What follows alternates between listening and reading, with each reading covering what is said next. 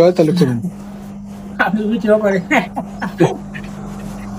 50 টাকা হইলে ঠিক আছে।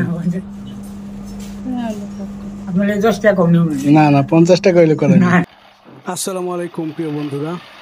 একজন বাবা আসলে একজন প্রকৃত যোদ্ধা, যে সারা দিনব্যাপী তার সন্তানের জন্য রিজিক অন্বেষণে, খাবার অন্বেষণে কাজ করে যায় হাসিমুখী। এই একজন সংসারের কর্তা, যিনি সারাদিন ঘুরে ফিরে মানুষের দরজায় গিয়ে গিয়ে মানুষের দাবটি কিংবা পাটা কুটানো নাকি বলে সেই জাতীয় কাজ করে থাকে।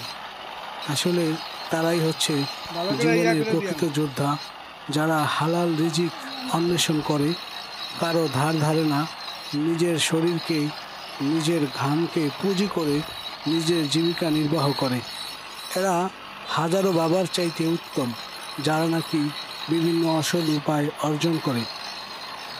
এরা কখনো অসৎ উপায়ে চিন্তা ভাবনা করে না, কতটা সাবলীলভাবে নিজে খেটে পরিশ্রম করে নিজের জীবিকা অন্বেষণ করে।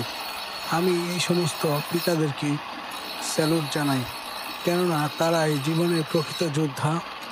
এরাই আসলে সত্যিকারের বীর, যারা সৎভাবে জীবনযাপন করতে পারে। কারণ আমার কাছে প্রকৃত শ্রদ্ধাশীল হচ্ছে ওই ব্যক্তি, যে নিজের জীবিকাকে সৎ উপার্জন দ্বারা সাজিয়েছে, নিজের রক্ত মাংস খাটিয়ে সে তার জীবিকা নির্বাহ করছে।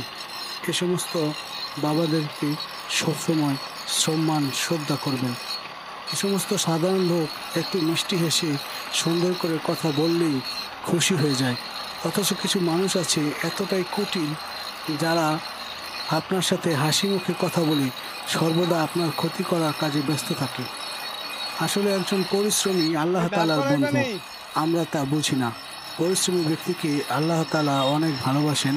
যিনি সৎভাবে জীবিকা নির্বাহ করেন, সেই হচ্ছে আসল বীর।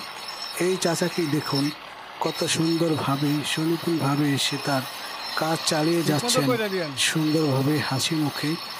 কতটা সহজ সরল তার উক্তি, তার ভক্তি।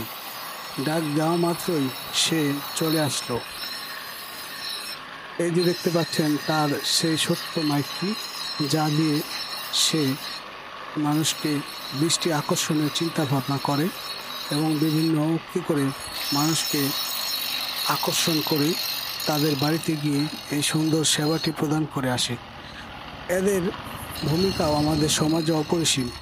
হয়তোবা এই চাচাকে না পেলে আমাকে এই দাটি নিয়ে অন্যত্র যেতে হতো, গাড়ি ভাড়া লাগতো, সময় নষ্ট হতো, আবার টাকাও যেত।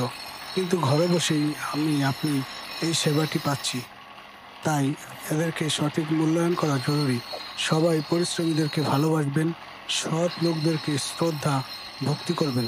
সবাইকে ধন্যবাদ। সবাই ভালো থাকবেন। আসসালামু আলাইকুম।